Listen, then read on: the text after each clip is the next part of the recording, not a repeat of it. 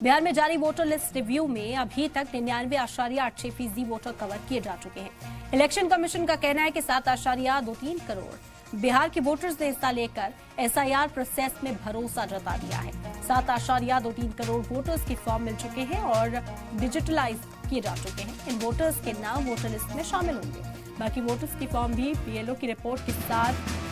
Digitise होने का काम 1 अगस्त तक पूरा कर लिया जाएगा। चुनाव आयोग का कहना है कि फॉर्म न भरने वालों में वफात पा चुके और मुस्तकिल तौर पर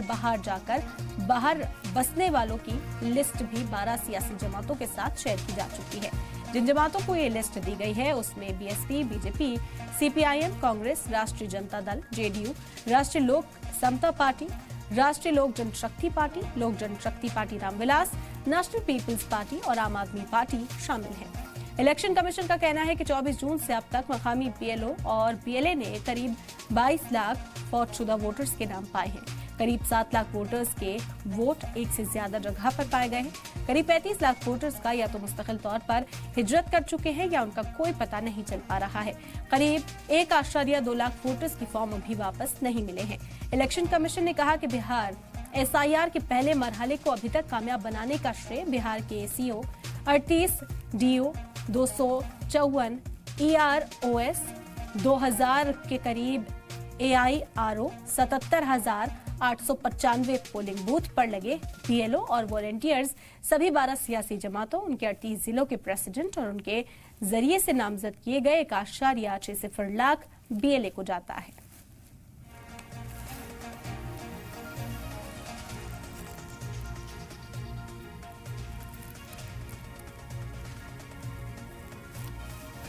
तो बिहार में जारी वोटर लिस्ट रिव्यू को लेकर ये बड़ा खुलासा इलेक्शन कमीशन ने किया है और इलेक्शन कमीशन का ये कहना है कि जो फौत हो चुके वोटर्स हैं उनके नाम हटाए गए हैं। 99.8% वोटर कवर किए जा चुके हैं और इसी पर मजीद जानकारी हासिल करते हैं रजनीश, हमारे नुमाइंदा जुड़ गए इस वक्त हमारे साथ। रजनीश, इस हवाले से क्या अपडेट अब तक मिल पाया, क्या कहना है इलेक्शन कमीशन का?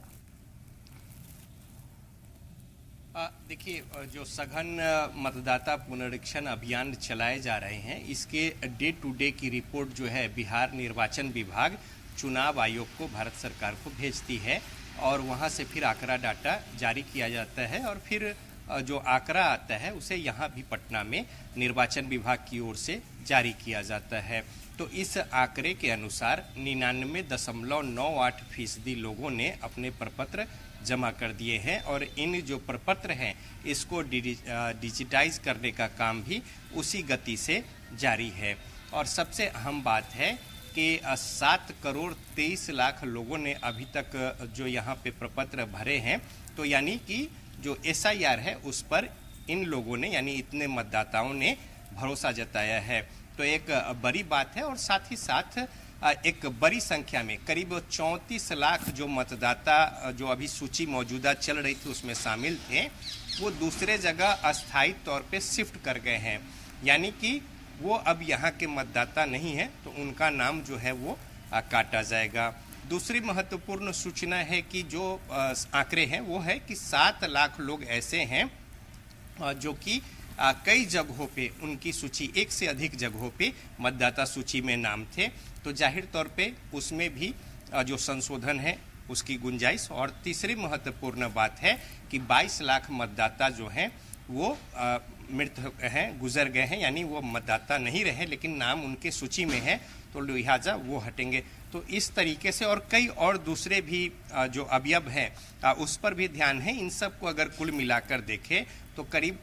65 लाख लोगों के नाम जो है वो मतदाता सूची से एक अनुमान के अनुसार, हालांकि अभी भी प्रक्रिया चल रही है, तो वो कटेंगे। हालांकि कुछ जुड़ेंगे भी जो कट रहे हैं या फिर जो कुछ प्रपत्र को लेकर समस्याएं हैं इसको लेकर उन्हें समय सीमा अभी अगले 1 महीने तक दिया गया है। इसके अलावा जो 12 महत्वपूर्ण राजनीतिक दल हैं, बिल्कुल, हालांकि रजनीश जो आंकड़ा पेश किया गया कि 99.86% का जो काम है, जो रजिस्ट्रेशन है वो हो चुके हैं, तो एक बड़ा आंकड़ा यहाँ पर पेश किया जा रहा है क्योंकि हम देख रहे हैं एक तरफ तो बवाल है, कहा जा रहा है कि सही तरीके से प्रोसेस को अंजाम नहीं दिया जा रहा। इसी वजह से इलेक्शन कमीशन का भी ये कहना है कि रिपोर्ट्स जो है, जो नतीजे सामने आए हैं, जो लिस्ट बनाई गई है, कहीं ना कहीं वो भी अब पॉलिटिकल पार्टीज को, खुसूसी तौर पर ऑपोजिशन को सौंप दी गई है। तो क्या तनाज़ा थमता हुआ इसके बाद नजर आएगा? ये आंकड़े क्या कहते हैं जो इलेक्शन कमीशन सामने रख रहा है?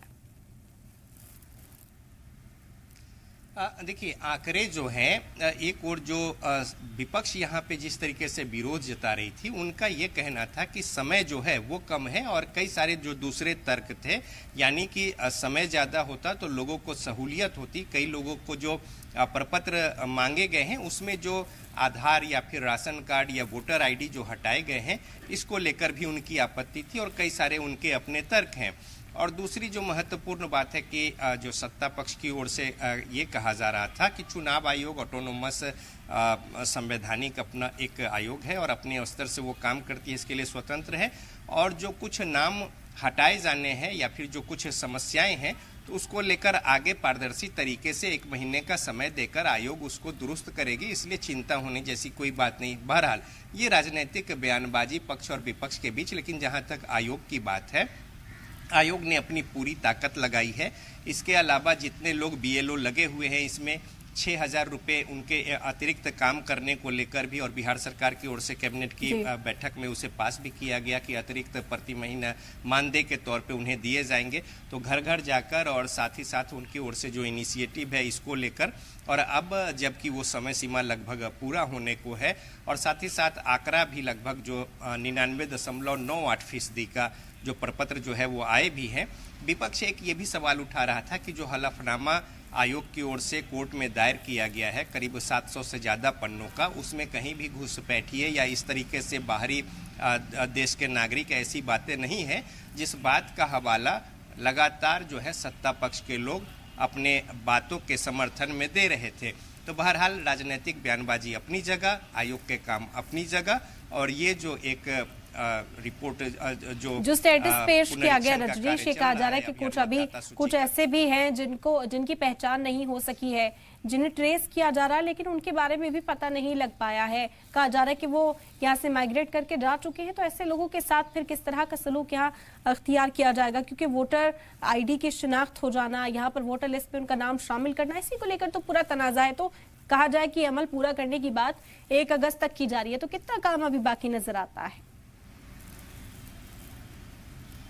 देखिए, जो लोग मिसिंग है या फिर जिन्हें पिछले मतदाता सूची में नाम शामिल है या जो नहीं मिल पा रहे हैं, उनके आंकड़े बहुत ही कम है। अगर वास्तविक जो आंकड़ा है पूरा स्ट्राटा अगर आप देखेंगे तो उसमें यानी कि 0.023, यानी कि एक नहीं, आधा नहीं, आधा से भी कम फीसदी वैसे लोग हैं जिनको ट्रेस करने में मुश्किलें आ रही हैं। तो सरकारी तंत्र जो है और जिनकी जवाबदेही जिम्मेदारी है, लोग जो लगाए गए हैं, उनकी ओर से कोशिश चल रही है कि कोई भी ऐसे मतदाता जो जेन्युइन वोटर है वो ना छूटे, और इसको लेकर प्रयास जारी है। लेकिन जाहिर तौर पे अगर कोई मतदाता के नाम है और कहीं बाहर चले गए या किसी तरह की बात हो गई या माइग्रेट कर गए, या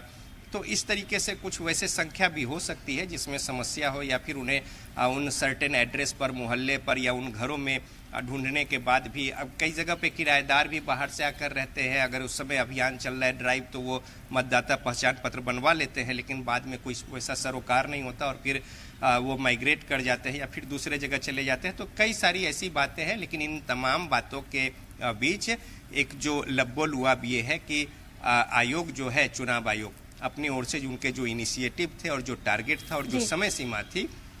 उस गिवन टाइम फ्रेम में अपनी ओर से उन्होंने जो कोशिश की है उसका प्रतिदिन का शाम को हिसाब किताब यानी आंकड़ा डाटा जो है वो सामने में रखती रही है, और अब वो आंकड़ा जो है 99.98% तक पहुंच गया है। तो इसको लेकर चुनाव आयोग तमाम जो बीएलओ और साथ ही साथ दूसरे तमाम जो सहयोगी और राजनीतिक दलों के जो सहयोगी जो यहाँ पे लगे हुए थे कार्यकर्ता, उनको वो धन्यवाद ज्ञापित कर रहे हैं, और साथ ही साथ आंकड़ा डाटा को रखते हुए स्थिति स्पष्ट करने की कोशिश पारदर्शी तरीके से चुनाव आयोग ने की है। बिल्कुल, अब देखना होगा कि क्या इसे माना जाता है या फिर इस पर अभी और सियासी बवाल मचता हुआ नजर आता है। बहरहाल काम है और वो प्रोसेस हम देख रहे हैं कि अब अनकरीब है पूरा होने के लिए। बेहद शुक्रिया रजनीश, आपका तमाम जानकारी इन तक पहुंचा।